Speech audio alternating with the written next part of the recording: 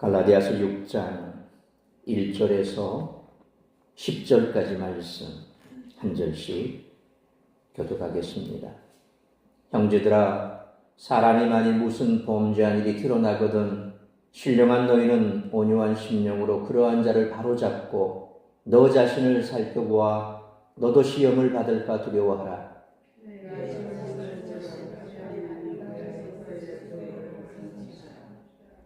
만일 누가 아무것도 되지 못하고 된 줄로 생각하면 스스로 속임이라.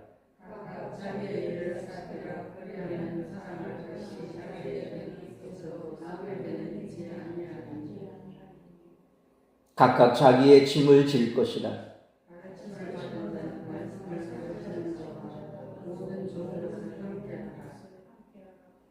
스스로 속이지 말라. 하나님은 업신여김을 받지 아니하시나니 사람이 무엇으로 심든지 그대로 거두리라.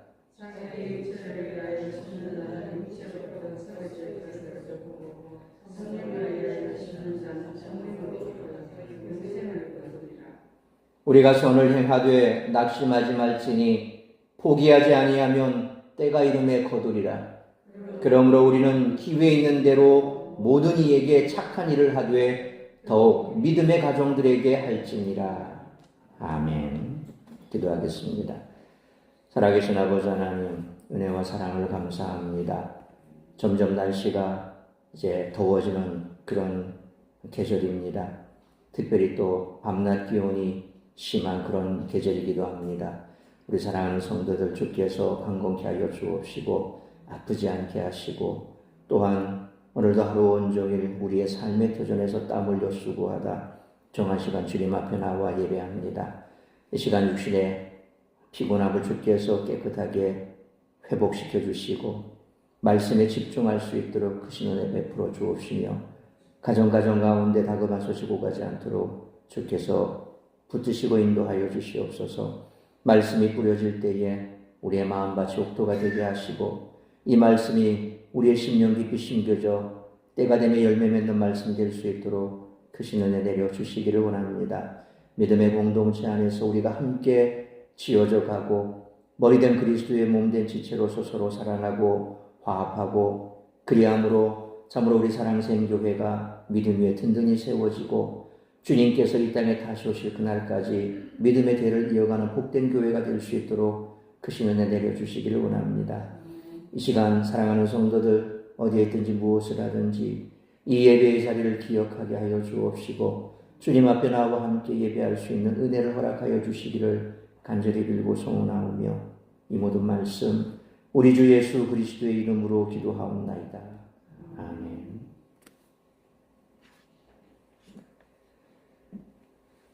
공동체 가운데 범죄한 이에 대해 온유한 심령으로 그러한 자를 바로잡으라는 바울의 권면 가운데 등장하는 이 온유함, 프라우테스라고 하는 말은 성도 개인의 마음 상태를 가리키는 것으로 해석이 됩니다.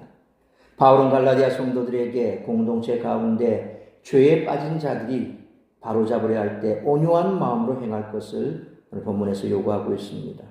물론 푸뉴마라고 하는 이 영이라는 것이 사람의 태도를 뜻할 수도 있지만 바울이 말한 이 온유한 심령, 푸뉴마 프라우테토스라고 하는 말은 개인의 심리적, 정서적 상태를 말하기보다는 성령의 인도를 받는 그런 상태를 가리킵니다.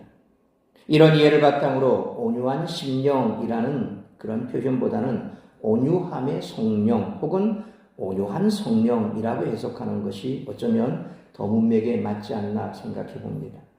이에 대한 근거로 첫째는 1절의 논의는 앞의 논의들과 연결이 됩니다. 바울은 5장 25절에서 직설법적으로 성령으로 말미암는 삶을 사는 갈라디아 성도들의 정체성에 대해서 설명한 이후에 6장 10절까지 이런 정체성에 걸맞은 삶의 모습들을 여러 명령과 권면들을 통해서 제시합니다. 그런 맥락에서 오늘 6장 1절 명령도 성령의 인도를 받는 삶의 모습에 해당하는 그런 명령으로 이해하는 것이 문맥에 맞을 것입니다. 둘째로 이런 맥락 가운데서 1절의 온유함은 앞선 5장 22절로 23절에 언급된 성령의 열매 중 하나인 온유함과 연결됨을 알 수 있습니다. 이 성품은 하나님 앞에서 자신을 올바로 평가하는 겸손함과 다른 사람들을 배려하는 태도로 나타납니다. 이런 관점에서 온유한 성령으로 잘못된 자를 바로잡으라는 바울의 권면은 성령께 온전히 붙들린 상태로 성령의 열매인 온유함으로 죄에 빠진 사람을 자극하지 않고 존엄성을 가진 자로 대하라라는 것을 의미합니다. 보통 다른 일을 질투하는 사람은 다른 사람의 죄를 즐거워합니다. 그러나 다른 이들을 진정으로 사랑하며 성령으로 행하는 자는 겸손함과 단호함으로 그들에게 다가가야 함을 오늘 본문은 말씀하고 있다는 것입니다. 그러므로 교회 안에서나 교회 밖에서나 이런 온유함으로 사람을 대하는 우리 모두가 되시기를 축원합니다. 바울은 갈라디아 성도들이 유대인이 되는 것을 반대했지만 그렇다고 그들에게 율법을 아예 가르치지 않았을 리는 없습니다. 바울은 율법에 드러난 하나님의 뜻을 부지런히 가르치는 사람이었습니다. 그래서 바울은 이에 대해 오해하지 않도록 마지막 잔소리를 쓰고 있습니다. 따라서 이와 같은 오늘 본문의 말씀을 통해 우리들이 깨달아야 할 것은 첫째로 1절로 6절 말씀처럼 교회는 서로의 짐을 지고 좋은 것을 함께 나누는 공동체여야 한다는 것입니다. 바울은 5장에서 성령으로 사는 새로운 삶을 설명했고 이제 6장에서 믿음의 공동체 가운데서 실질적으로 새로운 삶이 어떻게 나타나는지 구체적으로 설명합니다. 바울은 그런 삶을 사는 갈라디아 성도들을 1절 말씀처럼 신령한 너희라 그렇게 칭하고 있습니다. 성령을 따라 행하는 자들은 공동체 가운데 범죄한 이들을 대할 때도 성령의 열매가 드러난다는 것입니다. 신령한 갈라디아 성도들은 공동체 가운데서 죄를 저지른 자를 회복시키려 한다는 것이죠. 이러한 회복은 개인의 노력이나 태도로 가능한 것이 아니라 오직 성령의 인도하심 가운데 이루어질 수 있습니다. 이 일은 자신의 힘이 아니라 오직 성령의 인도하심과 힘과 열매로 가능하다는 것입니다. 왜냐하면 보통은 다른 사람의 죄나 넘어짐을 즐거워하거나 그것을 바로잡는 과정에서 자신의 의로움을 내세우게 되면서 오히려 스스로 시험에 빠지기 때문에 그렇습니다. 그래서 육으로 뭔가를 하려고 하다 보면 내가 미워하는 사람이 죄를 짓거나 혹은 잘못되면 속으로 어떻게 생각합니까? 그래, 내가 그럴 줄 알았어. 저렇게 나댈 때 넘어질 줄 알았어. 같은 성도들끼리도 그런 생각이 듭니다. 평소에 내가 별로 좋아하지 않는 그런 성도. 예를 들면 있다고 해서 좀 있는지 않은 그런 분 있지 않습니까? 우리 가운데도 도토리 키재기인데 근데 또 그런 속에서 보면 형격의 차이가 나면 또 별로입니다. 근데 도토리 기자할 때 보면 상당히 또 그런 마음들이 생기죠. 그랬을 때 내가 평소에 그렇게 느끼시는 분이 갑자기 사업이 엉망이 된다든지 가정에 무슨 일이 생기면 그랬어 라고 표정은 그렇게 말하지만 속으로는 그래 내가 그럴 줄 알았어 이런 식으로 생각한다든지 우리는 죄성을 가지고 있기 때문에 그럴 수 있다는 것입니다. 뿐만 아니라 반대로 정말 걱정해서 하지만 위로하는 그런 말도 하지만 그런데 그게 성령께서 내게 주시는 감동이 아니라고 한다면 만약 그 사람이 거기에 대해서 제대로 받아들이지 못하면 어떻습니까? 평소에 당신이 나한테 그렇게 관심도 없었는데 갑자기 왜 관심을 갖느냐는 식으로 내가 위로했을 때 그 위로를 제대로 받지 못하면 굉장히 화가 나죠. 기분 상합니다. 그래서 실컷 좋은 말 해줬더니만 그러면서 삐져버립니다. 그게 성령이 주는 마음은 아니죠. 성령이 내게 감동을 주셔서 정말 그의 아픔에 동참하게 하고 또 공감하게 하고 그래서 정말 그에게 위로해주고 싶은데 그가 받아들이지 못한다면 그럴 수도 있을 거야. 지금 상황이 그럴 거야. 이해하려고 드는 마음이 먼저 든다는 겁니다. 바로 그런 거죠. 그러니까 우리가 억지로 누군가에게 이처럼 그 사람에게 어떤 감동을 주고 이러려고 하는 거 그런 노력 이런 것이 성령께서 주는 그런 온유함이 아니란다면 이런 양극단의 문제가 발생할 수 있다는 것입니다. 그래서 오히려 성령의 능력이 아니면 그런 경우에는 시험에 들습니다. 이제 더 이상 저 인간하고 말 안 하고 이런 마음이 들어버립니다. 왜? 나는 실컷 위로해 주려고 하는데 소망을 주려고 하는데 오해해버리니까 짜증이 나는 거고 화가 난다고. 그래서 오히려 거기 시험에 빠지는 경우가 생기는 거죠. 그래서 항상 우리가 성령께서 주시는 그 마음으로 만약 내가 내키지 않는다면 그냥 가만히 있는 게 더 좋지요. 그런데 억지로 그냥 뭔가 등 떠밀려서 내가 안 하면 안 되는 그런 상황이기 때문에 어쩔 수 없이 그랬다. 그건 결코 바람직한 것이 아닙니다. 그래서 항상 우리가 말 한마디 할 때, 행동 하나 할 때, 그래서 특별히 뭔가 시험 든 사람이나 이처럼 위로가 필요하다든가 붙들어야 될 사람이라 그러면 정말 성령께서 내게 뭔가 감동을 주시지 않는다면 섣불리 나서지 않고 그냥 옆에서 가만히 침묵하고 또 같이 있어주는 것만, 들어주는 것만으로도 괜찮다는 거죠. 따라서 바울은 갈라디아 성도들에게 성령의 인도를 받는 그들의 정체성을 알려주고 또한 온유한 성령으로 그것을 감당하라고 얘기하고 있는 것입니다. 뿐만 아니라 바울은 너 자신을 살펴보라 그렇게 말씀합니다. 여기서 살펴보다 라고 번역된 헬라어 스코폰이라고 하는 말은 스코페오의 현재, 능동태, 명령분사, 남성, 2인칭 단수입니다. 이 동사는 기본적으로 보다라는 그런 의미가 있지만 일반적으로 보는 행위를 묘사할 때는 블레포라고 하는 동사를 더 많이 씁니다. 그런데 이 블레포라는 동사보다 스코폰이라고 하는, 스코페오라고 하는 이 말은 무슨 말이냐면 주의를 집중해서 보는 행위를 묘사할 때 이 단어를 쓴다는 거죠. 따라서 이 동사는 자세히 조사하다, 관찰하다, 주시하다라는 그런 의미를 내포하고 있습니다. 그러니까 바울은 이런 강조적 의미의 동사를 사용해 교회 내에 어떤 범죄로 시험에 빠진 자가 있을 때 단순히 그 범죄에 빠진 한 타인에 대해서만 관심을 갖는데 그치지 말고 그 일을 타산지석을 삼아서 자신의 신앙과 생활을 보다 면밀히 살피고 그러한 실책을 범하지 않도록 주의하라 그렇게 권면하고 있다는 것입니다. 그런데 본문에서 바울은 본 동사를 복수가 아닌 단수로 사용해 말하고 있다는 거죠. 이는 갈라디아 교인들 개개인을 향해 보다 생동감 있게 바울 자신의 뜻을 전하는 그런 역할을 하고 있다는 거죠. 그러니까 너희들이라고 예를 들어 복수로 썼다. 그러면 그건 전체를 향한 얘기가 되지만 이건 복수가 아니라 단수니까 그래서 주의하라. 주의해서 봐라. 살펴봐라. 너 자신 여기는 한 사람 한 사람 스스로 각각 그렇게 뭔가 문제가 있을 때 그걸 타산지석 삼아서 자기 자신을 더 주의 깊게 살펴보고 혹 나도 이런 문제가 생기지 않을까 조심하라 라는 겁니다. 그래서 항상 우리가 남을 비난하기 이전에 나는 그렇지 않은가 라는 것을 돌아본다면 우리 공동체가 훨씬 더 건강해지겠죠. 항상 우리는 그런 부분에 있어서 약합니다. 남의 문제가 있으면 우선 겉으로는 그 문제에 대해서 뭔가 안타까워하는 것 같지만 뒤집어서 나중에 시간 지나고 나면 항상 그 문제를 가지고 나 자신을 돌아보기보다는 그 사람이 왜 그랬을까 유추하기도 하고 또 뭐 그 상황이 어떻게 벌어졌는가 알려고 하고 캐내려고 하고 또 전파하려고 하고 이러니까 자꾸 일파만파 문제가 생기는 거죠.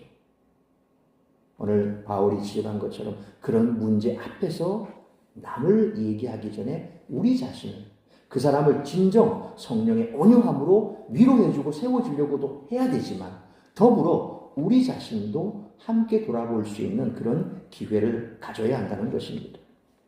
이처럼 다른 사람을 회복시키려는 노력은 2절 말씀처럼 남의 집을 짊어지는 그런 방법이 수반되어야 한다는 것이죠. 죄에 빠진 이들을 회복시키려면 인내와 시간, 감정의 투자가 필요하기 때문에 바울은 이를 다른 사람의 짐을 지는 것으로 비유한 것입니다. 이는 빌립보서 2장 2절로 4절 말씀처럼 마음을 같이하여 같은 사랑을 가지고 뜻을 합하며 한 마음을 품어 각각 자기를 돌볼 뿐더러 각각 다른 사람들의 일을 돌보아 나의 기쁨을 충만하게 하라 라는 바울의 교훈이 함축된 그런 표현이라고 할 수 있습니다. 우리가 여기서 한 가지 영적 교훈을 발견할 수 있습니다. 사실상 오늘날 얼마나 많은 성도들이 개인주의에 빠져 공동체 신앙을 잃어가고 있는지 모릅니다. 자기 십자가를 지거나 예수님의 흔적을 지니는 일에 얼마나 무관심합니까? 우리는 본문을 통해 교회 공동체 내에서 예수님의 흔적을 지니는 기본적인 방법을 발견하게 됩니다. 그것은 바로 서로의 짐을 함께 지고 진정한 공동체를 이루어 나가는 것인 줄 믿습니다. 그리고 바울은 그런 일을 하는 것이 그리스도의 법을 성취하는 것이라고 설명합니다. 이런 앞에서 이웃 사랑하기를 자신같이 하는 것이 온 율법을 성취한 일이라고 언급한 말씀을 상기시킵니다. 그리스도의 법은 모세의 율법과 별개의 법을 가리키고 그리스도께서 가르치시고 세우신 사랑의 계명을 의미하죠. 아울러 새로운 시대에서 성령으로 사는 사람들이 예수님의 모범을 따라 성취해야 하는 법, 그것이 바로 오늘 본문이 말하는 그리스도의 법이라는 것입니다.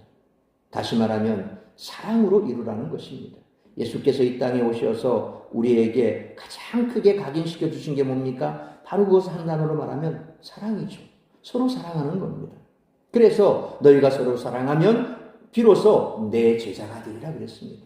예수님의 제자가 되는 것은 딴 것 없습니다. 거창하게 자신을 희생시키고 막 그냥 억지로 뭔가 힘든 일을 하고 교회 짐을 지고 막 이렇게 애쓰고 막 이런 삶, 그리고 또 자기 스스로를 막 힘들게 그렇게 내주는 그런 삶, 이런 것만을 얘기하는 게 아닙니다. 가장 기본되는 것, 사랑이죠.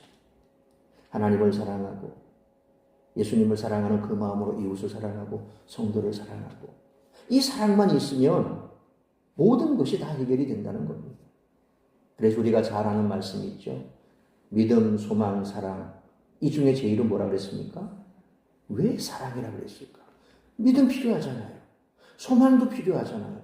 근데 왜 그 중에 제일은 사랑이라고 했을까? 여러분 가만히 생각해 보십시오. 우리는 다 어디 갈 사람들입니까? 천국 갈 사람들이에요. 자, 천국에 갔을 때 유일하게 남는 게 뭐겠습니까? 믿음, 소망, 사랑 중에서. 사랑만 남는 거예요. 그때는 다 믿는 자들이 들어와 있는 것이 천국이에요. 그럼 뭐 믿음이 뭐 크게 그렇게 두각이 나타나겠습니까? 이 땅에서는 믿음이 필요합니다. 그렇죠. 이 땅에서는 소망이 필요합니다. 그런데 궁극적으로 믿음, 소망, 사랑 중에서 모든 것을 다 아우르고 마지막까지 완성되는 게 뭡니까? 사랑이라는 거예요. 그 천국에 가서도 그대로 가져갈 수 있는 거예요. 그래서 믿음, 소망, 사랑 중에 제일은 사랑이다.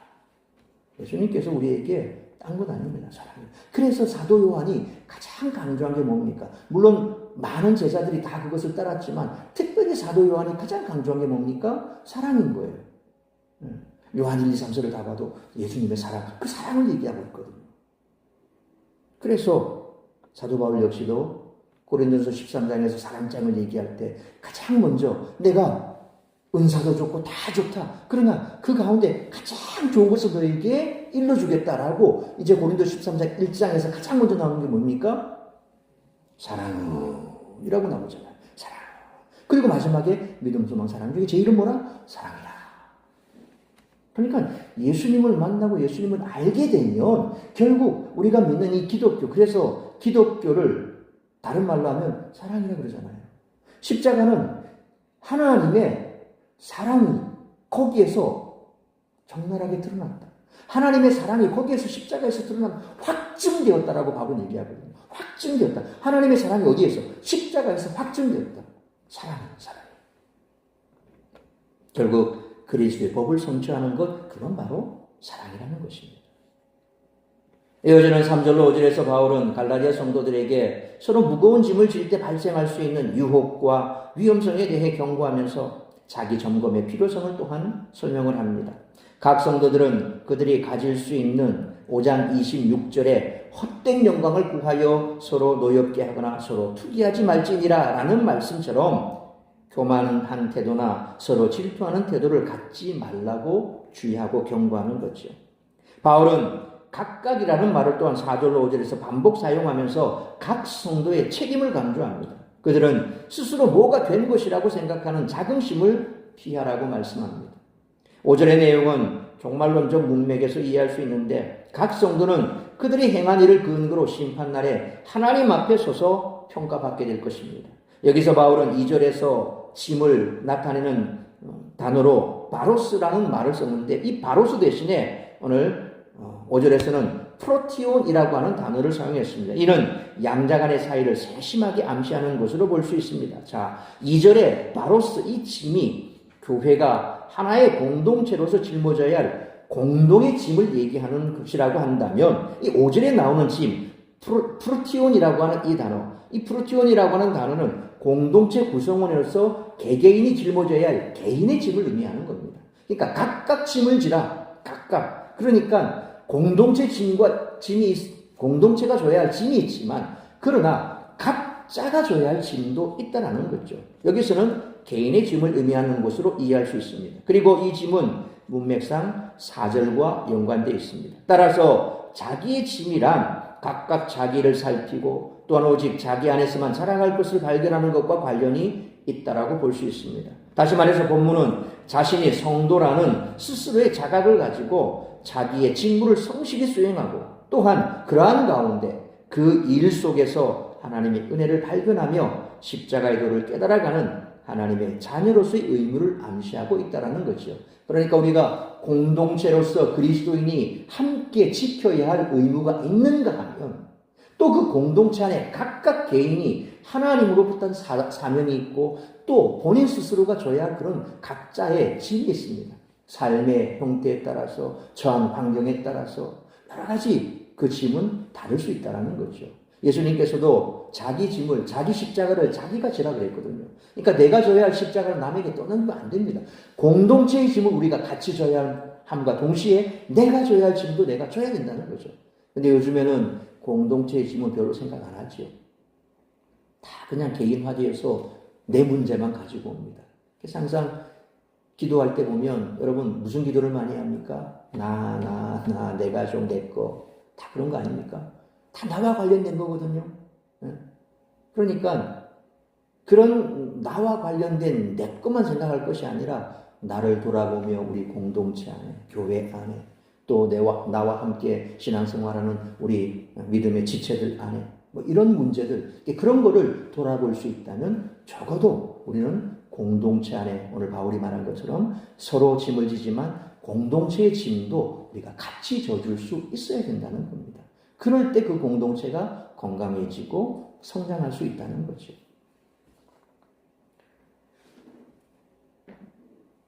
바울은 이제 다시 선행을 실천하는 것의 중요성에 대해서 논의하면서 6절의 이 권고에서 바울이 두 번 사용하는 동사가 카테케오라고 하는 가르치다라고 하는 말인데, 이 카테케오, 가르치다라는 것은 고대 문헌에서 어떤 주제에 관한 정보를 주다라는 뜻으로 사용되는데, 바울의 편지에서는 언제나 기독교의 교훈을 전한다, 그런 뜻으로 쓰였던 것이 바로 이 가르치다라는 겁니다.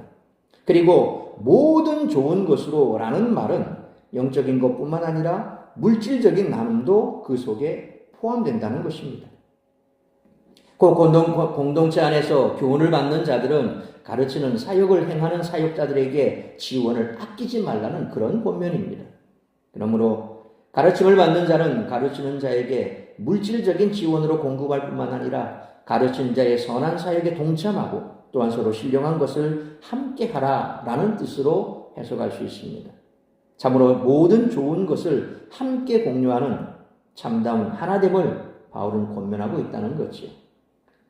바울은 율법 자체를 부인하지 않았습니다. 다만 율법을 유대교의 방식으로 생각하지 말라고 가르칩니다. 누군가가 율법을 어겨 범죄한 경우 유대교에서는 사내들인의 권위자들 앞에서 고소, 고발, 증거 제시, 재판, 처벌 등이 이어지겠지만 교회는 온유한 심령으로 그 사람을 바로잡기 위한 시도를 하고 그를 정죄하기 전에 나는 이런 범죄를 저지를 위험이 없는가를 먼저 돌아보아야 한다는 것이죠. 그래서 예수님께서도 복음서에 보면 간음의 현장에서 붙잡혀온 여인을 사람들이 붙잡아 왔고 예수님을 시험하기 위해서 어떻게 하나라고 고발하죠. 그랬을 때 당신은 어떻게 할 것입니까? 예수님은 어떻게 하셨습니까? 다른 말 안 했습니다. 바닥에 뭔가 쳤습니다. 죄 없는 자가 먼저 돌로 쳐라. 그러니까 노인부터 어린아이까지 다 돌을 내려놓고 갔다 그러잖아요. 죄 없는 자가 먼저 쳐라. 누가 죄가 없다고 얘기하겠습니까? 감히 누가 그 돌을 들고 나 죄 없다라고 그 여인에게 돌 판매를 하겠습니까? 그런 거죠. 그러니까 항상 우리는 남을 비난하기 이전에 자기 자신을 먼저 돌아볼 수 있어야 된다는 거죠.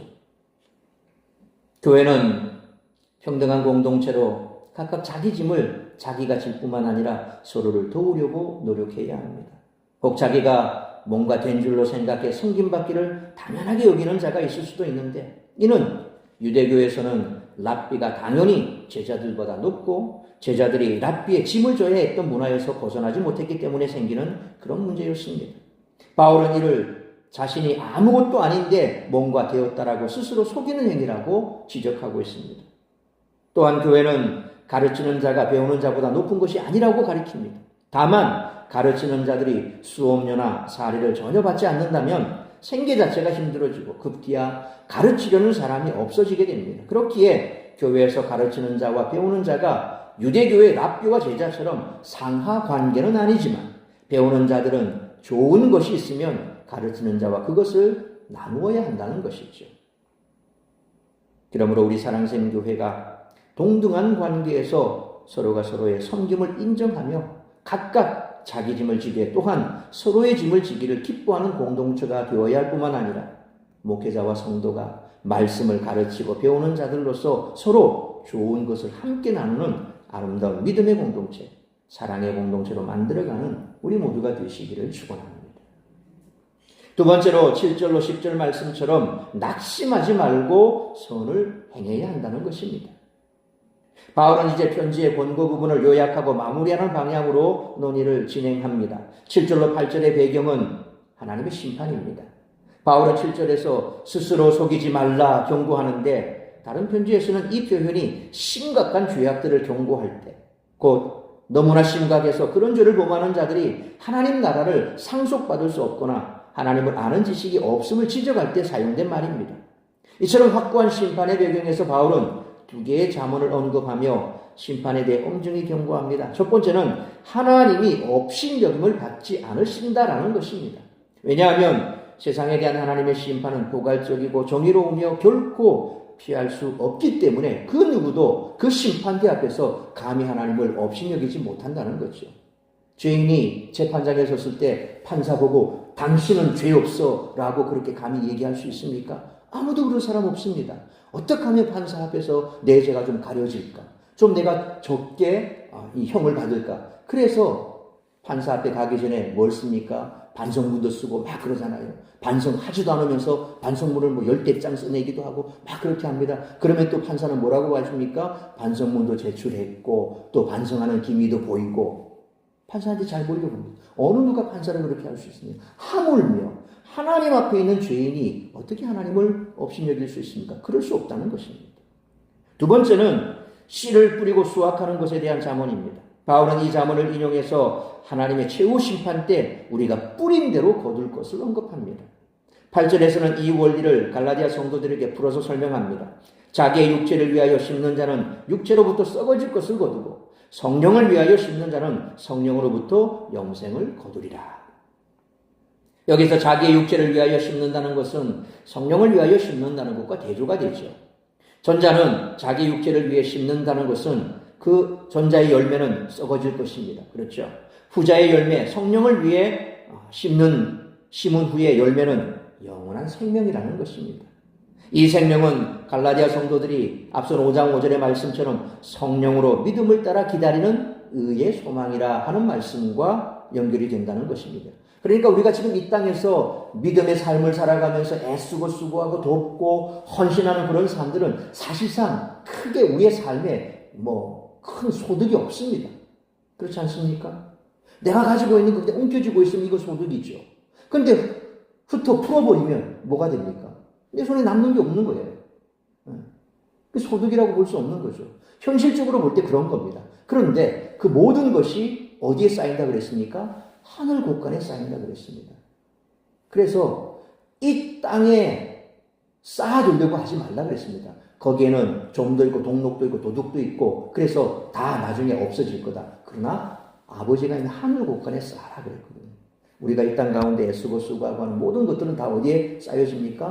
다 하나님 나라에 쌓이신다는 겁니다. 그럼 우리는 알기 때문에 이 영적 원리를 알기 때문에 그래서 우리는 성령을 위해 심는다라고 얘기를 합니다. 그래서 사람들은 육체를 위해서 심고 그것으로 거두어서 열매가 풍성할 것 같지만 실상 농사가 그렇잖아요. 농부가 애써 이렇게 여름철 땀 흘려서 가꾸었는데 가을에 풍성한 수확을 거둘 것을 기대했는데 태풍이 불어버립니다. 확 다 떨어져 버립니다. 우박이 쏟아집니다. 온통 이 열매가 다 우박에 맞아서 흠집이 생깁니다. 결국 썩어 없어져 버립니다. 이 땅의 것은 그런 겁니다. 우리가 아무리 붙들고 쌓아두려고 해도 하나님께서 그걸 풀어버리시면 다 날아가는 겨와 같다라는 거죠. 그러나 성령을 위해 심는 것은 영원한 것입니다. 그래서 성령으로 믿음을 따라 기다리는 의의 소망이다 라고 앞선 5장 5절에서 그렇게 바울이 이야기한 것처럼 우리가 이 땅에서 심는 성령의 열매는 저 하늘에서 상급으로 우리에게 주어질 것입니다. 바울은 이제 심기와 거두기에 대한 원리를 9절 말씀처럼 선을 행하는 것으로 확대해서 설명합니다. 선을 행하기 위해서는 많은 시간과 에너지와 재정을 드리는 것이 필요하죠. 그렇기 때문에 바울은 갈라디아 성도들에게 그렇게 행하는 가운데 낙심하지 말라 격려하죠. 앞서 제가 설명드린 것처럼 5장 5절 말씀처럼 믿음을 따라 성령으로 믿음을 따라 기다리는 의의 소망이다. 소망이다. 낙심하지 말라. 소망은 그런 것 아닙니까? 절망적인 상황 속에서 우리가 절망할 수밖에 없지만 소망이 있으면 어떻습니까? 낙심하지 않습니다. 절망하지 않습니다. 소망이 없는 사람은 낙심하고 절망합니다. 왜? 현재 바라보는 그 모든 것이 전부인 줄 알기 때문에. 그래서 믿음의 소망이 얼마나 우리에게 중요합니까? 우리가 어떤 상황에 처한다 할지라도 이 믿음의 소망이 있으면 우리는 다시 일어설 수 있습니다. 하지만 안타깝게도 오늘날 성도들 중에는 선을 행함에 있어 너무 쉽사리 낙심하는 사람들이 있습니다. 그들은 선행에 대한 결과물이 곧바로 나타나지 않는다는 사실 때문에 조바심을 냅니다. 또한 그들은 자신들이 선행을 베푸는 대상이 나아지기는 기색이 조금 더 보이지 않는 것에 대해 배신감을 느낍니다. 자신들이 이렇게 희생하는 것을 안다면 조금은 고마워해야 하는 것이 당연한 것 아닌가 하며 푸념하기도 합니다. 심지어는 자녀에게도 마찬가지입니다. 저나 우리 사모가 우리 요한이를 키우면서 참 그냥 천국과 지옥을 왔다 갔다 합니다. 그 마음 이해하시는가 모르겠는데 그러니까 저희가 우리 요한이를 키우면서 제가 오늘도 병원을 갔다 왔는데 가보면 나이가 한 20대쯤 돼 보이는데 아가씨예요. 아가씨인데 약간 이렇게 좀 장애가 있어요. 좀 심하더라고요. 그 엄마를 보니까 애가 갑자기 사라졌어요. 여기 갔다 저기 갔다. 번호표 뽑아가지고 간호사실에 와서 뭘 얘기를 해야 되는데 가서 우리 애가 사라졌어요. 그러면서 또 문 열고 막 바깥을 뛰어다니고 이름을 부르고 그러더라고요. 순간 참 남일 같지가 않게 마음이 울컥하더라고요. 그런 자녀를 키우다 보면 어떨 때는 천사같이 이쁠 때가 있어. 근데 어떨 때는 원수 같을 때가 있어. 네, 진짜 천국 같다 지옥 같다 왔다 갔다 해요. 네, 내 속이 아니라. 그러다 보면 천국에 있을 때는 정말 소망이 있죠. 근데 뚝 떨어져 지옥에 가 있으면 아무 소망이 없어요. 아무 소망이 없어. 눈물만 나죠. 우리 사모가 참 눈물이 많거든요. 저랑 속상해서 통화하다가 갑자기 펑 울어버려요. 속상하니까 울어버려요. 이해됐죠? 그런데 새벽마다 제가 자녀를 놓고 기도하면서 우리 요한이를 위해서 기도하다 보면 어떨 때는 참 기도가 안 나오기도 하죠. 그러나 이미 저는 하나님 앞에 드린 아들입니다. 우리 요한이를 임신하고 나서 그때 뱃속에 있을 때 아들이냐 딸이냐 그거 놓고 막 그냥 뭐 아들이다 딸이다 의사 선생님한테 좀 얘기 좀 해주세요. 분홍색 이 옷을 뭡니까 베네 쪼그리를 준비할까요? 파란색 베네 쪼그리를 준비할까요? 그러니까 의사 선생님 흰색 하세요. 그래서 안 가르쳤어요. 이게 그 당시에만 하더라도 이거 뭐 성별을 가르쳐 주는 게 법적으로 의사가 위반이거든요. 요즘은 뭐 다 근데 이제 뭐 이렇게 보면서 저기 보니까 뭐가 좀 가운데 뭐가 보이네요 이러면서 이상한 소리 하기도 하는데 어쨌든 간에 뭐 그런 이 병원에서 우리 아이를 임신했을 때부터 저는 하나님 앞에 기도하면서 아들이다 생각을 하고 그 아들 나기도 전에 저는 요한이라고 줬거든요. 근데 우리 아들 내가 배신을 하고 이름을 개명했습니다. 찬호라고. 근데 저는 아직도 요한이라고 불러요. 왜? 내가 지어준 이름이니까. 엄마는 찬호라고 불러줘요. 엄마니까 아들을 존중하니까. 근데 난 내가 실믿음이야. 넌 요한이야. 계속해서 난 요한이라고 부르고 있어요. 예. 세례 요한처럼. 예. 광야에 외치는 자의 소리. 주의 오실 길을 예비하는 자. 그렇게 이름을 짓고 우리 아들을 제가 일대 목사니까 좀 이어서 목회자가 됐으면 좋겠다. 목회자가 아니더라도 하나님 앞에 제가 드립니다. 바쳤습니다. 근데 바치고 보니까 좀 약간 좀 나사가 풀렸어요. 그래서 속이 많이 상해요. 그래서 새벽마다 기도할 때마다 하나님 알아서 쓰십시오. 제가 이 땅 떠나고 나면 그 다음 어떻게 할 수가 없습니다. 하나님께서 알아서 쓰십시오. 고쳐서 쓰시든지 그대로 쓰시든지 하나님 알아서 쓰십시오. 그러나 분명 하나님께서는 저 아들을 우리에게 주셨을 때 하나님께서 주신 이유가 있습니다. 저 아들을 놓고 기도했고 하나님 앞에 드렸습니다. 이제 하나님 손에 있습니다.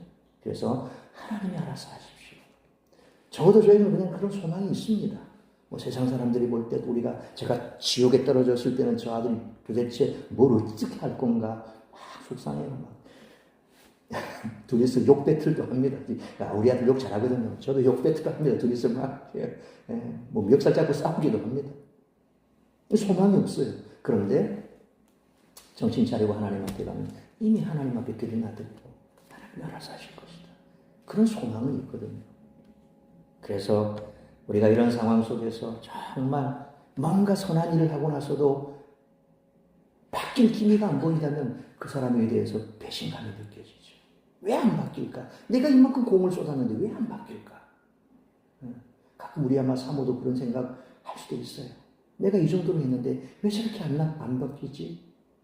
그러면서도 엄마들은 참 희한한 게 가끔씩 보면 요즘 얘가 이걸 안 하고 저걸 안 하고 요게 좋아지고 저게 좋아지고 한 달쯤 지나면 똑같아지는 것 같은데 어쨌든 그때는 요게 바뀌고 저게 바뀌고 뭐가 나아지고 막 얘기를 해요. 웃으면서 달라진 것 같다. 소망이 있다는 거예요. 낙심하지 않았다는 거예요. 근데 세상 사람들은 어떻습니까? 현실만 바라보고 좌절하고 낭망하고 그래서 내겐 더 이상 소망이 없어. 그리고 결정하는 게 뭡니까? 이 세상 내가 떠나야 더 이상 이런 꼴 안 보지. 내가 이런 꼴 안 보려면 내가 이 세상을 떠나야지.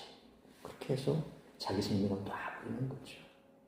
그래서 믿는 사람은 결코 하나님께서 부르시기 이전에 우리에게는 아직은 소망이 있음을 알아야 됩니다.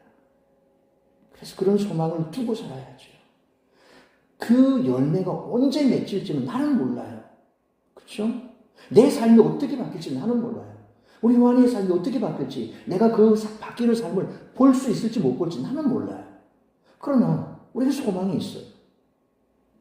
왜냐하면 하나님께서 이 땅 가운데 보내셨기 때문에 내가 이 땅 가운데 생명의 호흡이 있을 때는 뭔가 하나님은 나를 통해서 할 일이 있다라는 거예요. 없으면 데려가시겠죠. 그런 마음을 우리는 가지고 있어야 되지만 세상 사람들은 그렇지 못하다. 그런데 안타까운 것은 우리 성도들에게도 그런 소망이 점점 희미해진다는 겁니다. 조급해진다는 겁니다. 당장 뭔가가 나타나야 된다는 겁니다. 안 나타나면 배신이라고, 배반이라고, 상대방을 욕하든 하나님을 욕하든 그렇게 해야죠. 그래서 성도들이 이런 모습을 지적하면서 존 브라운은 그리스도인들은 이 거둠과 관련해서 자주 어린아이와 같이 행동한다. 그들은 그날 심어 그날 거두려고 한다. 그렇게 지적했습니다. 이것이 문제입니다. 그날 심어 그날 거두려고 하는 이 조급함 때문에 성도들이 많은 일을 그르치게 되는 겁니다.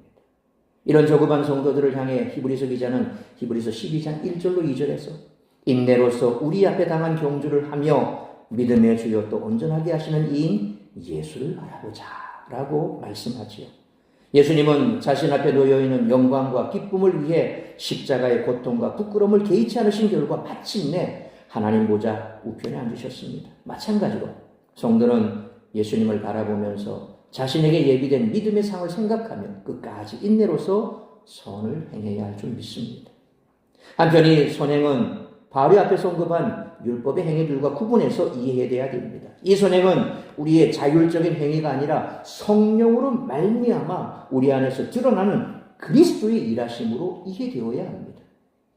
인간의 가장 큰 문제는 거짓말을 잘하는 데 있습니다. 놀랍게도 사람은 자신마저 속여 거짓을 참이라고 믿게 하는 그런 능력을 지녔습니다. 분명 육체의 일임에도 성령의 일이라고 자신까지 속이며 악행을 저지를 수 있죠.